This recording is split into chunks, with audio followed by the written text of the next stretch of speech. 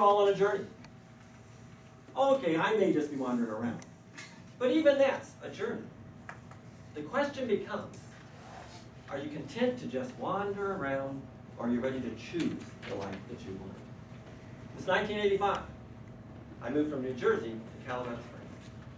I could look out my bedroom window and see that majestic 14,114-foot mountain that we know as Pikes Peak. I woke up and on the spur of the moment decided, today I'm going to climb that mountain. I had no idea what I was in for. I should have stopped and thought even about, well, what should I be bringing with me? Hello, things like food and water. I didn't even know how far it was of a hike until I got on the trail and saw the first mileage sign. Madam Contest Chair, fellow Toastmasters, and honored guests, you're not going to change your life until you change your daily activities. It's your daily activities that become your habits that will ultimately decide if you reach your life goals or not. I was surprised when I got on the Pikes Peak Trail and saw that first sign telling me that I had a little over 13 miles to go to reach the summit. 13 long, hard, high miles. It's going to turn around and go home or keep going. Took another step and I just kept going. In hindsight, I probably should have gone home and at least got a backpack and filled it with food and water. As important as it is to keep taking the actions that we need to take to reach our goals, there's a time when we need to step back and examine our situation. We need to at least know where we're at, where we're going, what it's going to take to get there, and if we're willing and even able to pay that price. A couple hours into the hike, I was getting pretty thirsty. I was feeling pretty good still, though. I thought, I still had high hopes that I was going to make it to the mountain. I didn't have a clue how hard it was still going to be. But I just kept going. There are times when we have to just stop and look at what we're doing and see, are we on pace? Are we doing the right things? What's the optimum strategy? We need to be positive about what we're doing. At the same time, though, be realistic about what it's going to take to get there. I'm not so certain I was being very realistic when I just ran out the door with the clothes on my back to climb a 13-mile mountain. But I just kept going. A couple more hours later, I stumbled on the first good surprise of the day. I came across a little cabin with a water pump out front of it. Now, I had no container to fill with water, other than me. So I pumped the handle and I cut my hands and I drank and I drank and I drank, and it really did give me the boost that I needed. And so I started right back out again on the trail, because I didn't want to lose my momentum. Momentum is critical when we're chasing our life goals. It's critical. Once we lose good momentum, sometimes it's either hard or sometimes we never get it back. I kept going.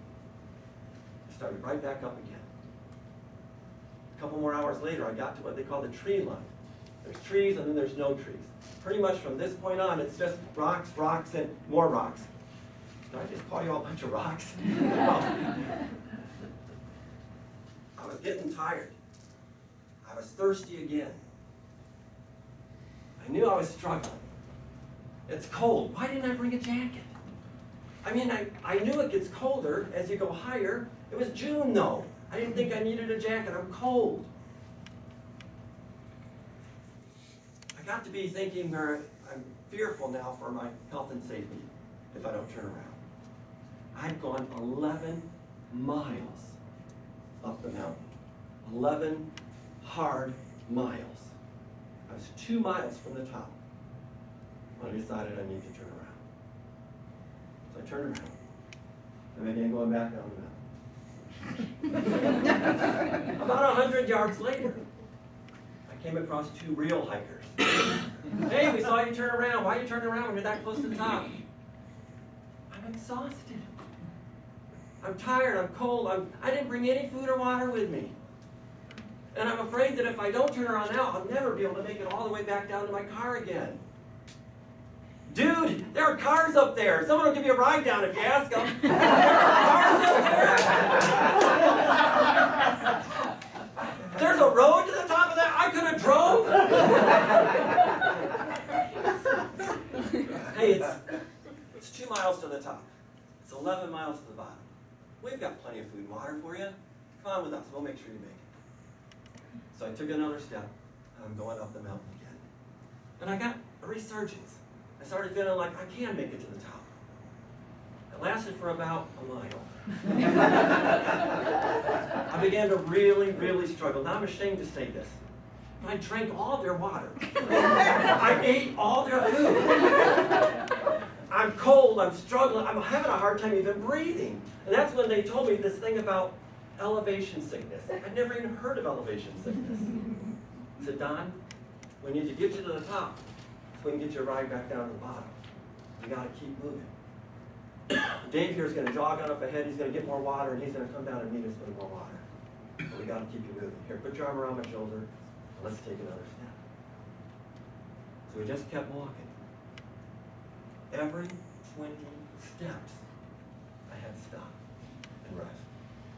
Some of the big boulders, I remember laying on them, like hugging them. It was horrible. I didn't have a choice. I had to keep going. I couldn't stay where I was at and make it. I had to make it to the top. About a half mile later, Dave made it back down. He's got water. I drank the water. Now I've got a hiker on both sides of me. They stepped me every step of the way, the whole last half mile. We made it to the top of the peak. They made sure I got a ride back down the peak. By the next morning, I was feeling a lot better. We're all on a journey. We're all on a journey. You need to decide what you really, really, really want to do. Figure out the steps you need to take to get there. And then each and every day, take another step. Man, God.